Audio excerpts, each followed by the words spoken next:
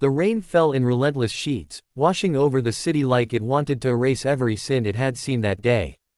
On the edge of a 20-story building, a young woman stood barefoot, her dress clinging to her skin, her hands trembling as she stared into the dark abyss below. Her swollen belly made the scene even more heartbreaking.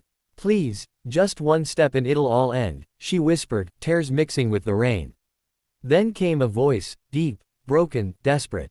"Don't jump." A man in a drenched business suit ran across the rooftop, his eyes wide with panic. His tie flapped in the wind as he reached for her arm. "Please, don't," he said, breathless, "I know what it feels like to lose everything." The girl turned to face him, her lips quivering, her eyes empty. And that's when he saw it. A familiar locket around her neck, one he had seen years ago. It couldn't be, but it was. She turned out to be the daughter of the woman he'd failed to save 10 years ago.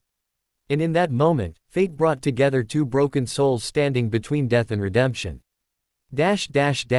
Chapter 1. The Man Who Lost Everything.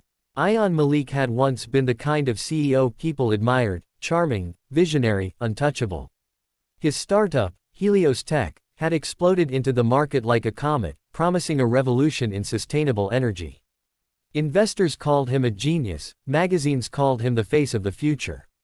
But the future came crashing down faster than he ever imagined.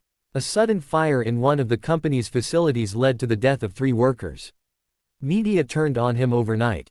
Lawsuits piled up. Investors fled. And worst of all, his wife, Zara, left him, unable to handle the public shame. Ayan was left with nothing but regret, a crumbling office, and a hollow apartment where memories echoed louder than silence. He stopped eating, stopped sleeping, stopped believing, until one rainy night, he found himself on that same rooftop, the one he used to look down from with pride, now soaked in despair. He came there not to admire the city but to escape it. And that's when he saw her, the girl on the edge, pregnant, trembling, whispering to herself. Her voice carried in the wind, a soft cry that tore through the storm. "Everyone left me," he said he'd come back, but he didn't. "I can't do this anymore." Something in her tone, that quiet surrender, struck Ayan deep. He had heard those same words before. 10 years ago. It was his former secretary, Maryam, a kind-hearted woman who had worked herself to exhaustion to support her daughter. When the company crisis hit, she lost her job, and the next morning, she was gone. She had jumped. And now, standing before him, this young woman, her daughter, was about to do the same. Chapter 2. The Girl on the Roof. Her name was Alina, 21, abandoned, and expecting a child. She had been working at a cafe, barely surviving, until her boyfriend, the man she trusted, disappeared when he learned about the baby. She'd tried everything, called her friends, begged her landlord for time, even slept on the streets one night. But hope ran out faster than the money in her wallet. She didn't want to die. She just wanted the pain to stop. When Ayan grabbed her hand, his voice shook, not from fear, but from memory. "I know you think no one cares," he said, "but I once let someone go, someone who thought the same thing. I can't let it happen again." She looked at him, rain dripping from her hair. "Why would you care? You don't even know me." He hesitated. How could he tell her the truth? That he'd known her mother, that he'd failed her once. That he still woke up screaming from the guilt. "Maybe I don't know you," he said softly, "but I know your pain." For minutes, they stood there, two strangers connected by invisible wounds.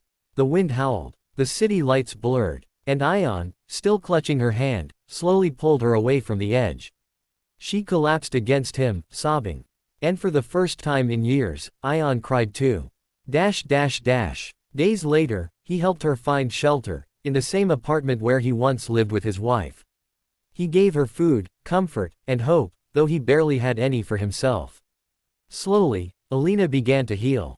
She started smiling again. She cooked for him, helped him organize old company files, and told him about her dreams, becoming a nurse, raising her baby right, building a life without fear. And Ayan, for the first time in years, felt something change inside him.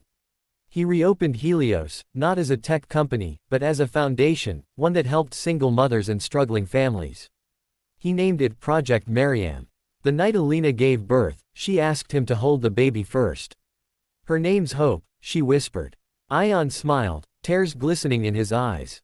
Hope, he said softly, that's exactly what your mother gave me tonight. As the camera fades out, Ion looks into the distance, holding the baby, the city glowing beneath the dawn light. Sometimes, he says, voice breaking, we save others to save ourselves. Fade to black. Check mark final message for viewers. No matter how dark it gets, one act of kindness can change a life, sometimes even your own.